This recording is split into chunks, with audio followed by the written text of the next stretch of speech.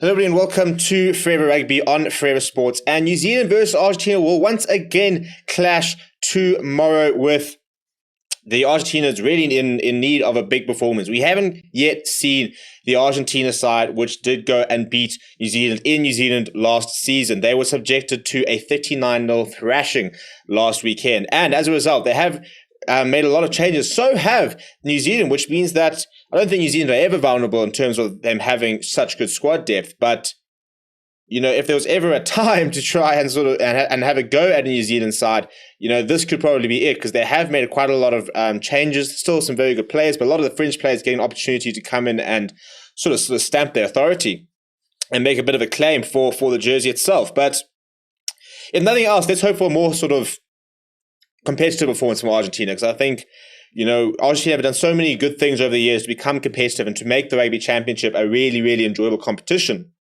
by becoming a genuine fourth contender. They've never really competed for the title, but they have added a whole different dimension. You know, it is very difficult to go and play in Argentina, and they have been improving a lot. And on the back of last year's sort of victory, it was almost like a bit of a watershed moment in terms of the fact that Argentina is getting to World Cup semi-finals, and then they sort of now beaten the All Blacks in New Zealand. So it's always sort of on the up as Argentina rugby, but we need them to sort of take that next step. So it'll be, I mean, I think Australia are about a year or two away from being a pretty decent side themselves. And then hopefully we can sort of move to a situation where the Rugby Championship could literally be anyone's game, and it doesn't become a two or maximum 3-horse race all of the time. Before we look at the team themselves, please do smash a like on the video and subscribe to the channel as well. And you can go and check out our newly launched store, Forever Sports. Merchandise is available on shop.foreversports.net. We've also got like fan support tees for like the Sharks, the Bulls, the Stormers, the Sharks, and all that stuff like that.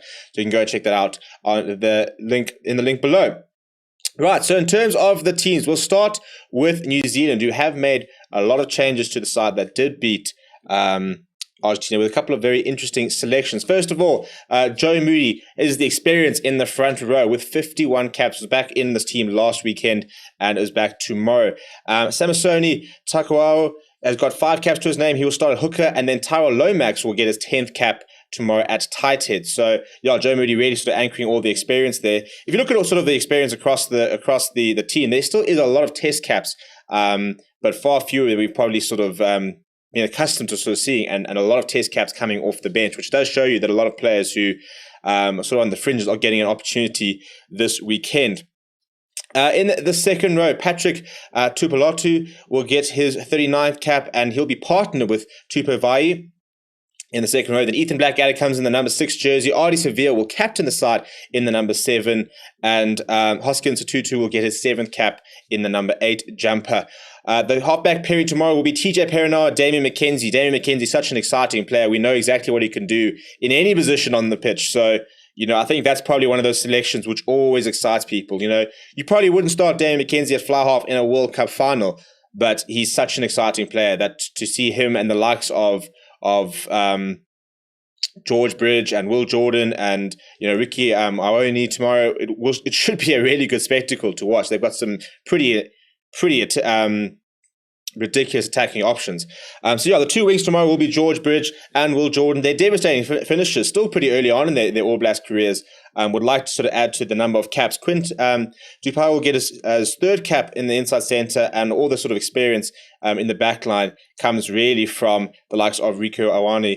And then the fullback, Geordie Barrett, his 2 brothers are on the bench. We're looking at the bench. Cody Taylor brings in a wealth of experience in the number 2 hooker. If things do go pear-shaped, George Bauer is the reserve loosehead, and Ofa Tuangafasi is the reserve tight head. The rest of the scrum will be covered by Scott Barrett and Luke Jacobson. Finlay Christie continues his start to New Zealand rugby off the bench, and Bowden Barrett and Braden Enna will be the reserves there. Bowden Barrett bringing up his 96th cap, by the way, so we should see him bring up that 100th by the end of the year if he does play the rest of the games.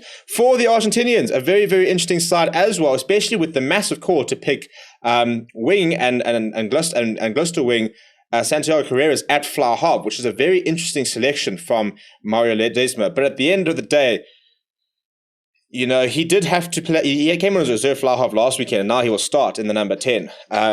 23 years old, but at the end of the day, I think with Argentina, what do they really have to lose at the moment? You know, they're not playing particularly well. So what? I mean, they're out of the running, for example, to win the competition. They've now lost 3 on the bounce. So they're pretty much nowhere. So they can make the substitutions here. They can give players an opportunity to play against New Zealand and then try and target those 2 Australian games, see if they can try and get that sort of elusive victory. But if you're looking at the front row, Julian Montoya will captain the side and will bring in all that experience. Facundo Godini and Santiago Madrano will be on either side of him. The second row, Thomas Lavanini is a very nice player. He will be partnered with Matthias Alemano. And then there's been a bit of a tweaking in the Luge trio. Pablo Matera will actually start the match at 8th man. Marcus Kramer will be in the number 7 jersey. Juan Martin Gonzalez comes in at number 6. Bertrand continues at number 9 and has a new halfback pairing with Santiago Carrera. It's very interesting to see how he will go. Very young player, very exciting player, a lot of pace. And interesting to sort of see how he manages to sort of dictate things. And that sort of McKenzie versus Carreras will be an interesting battle because they're both players who have not had a lot of experience at international level at fly half. Daniel McKenzie obviously has played a lot more at fly half than Carreras has domestically and has played a bit of fly half for the All Blacks, but not sort of his usual position. And then the 2 wings, look, there's plenty of pace in Argentina if they do have the opportunity to use them. In the likes of Mariano Boffelli, who's in the number 11, and then Santiago Cordero, we know how devastating both those players are with to get a little bit of space. Santiago Chugabares comes off the bench from last weekend and will start next to Lucio Cinti. And John Cruz Malia will be the fullback. On the bench for the Argentinian side, it'll be Santiago Sacchino, Carlos Mezio, and Enrico Pareto as the front row. Then Guido Petty sort of continues that sort of rotation between Lavanini, Alemano, and Kramer.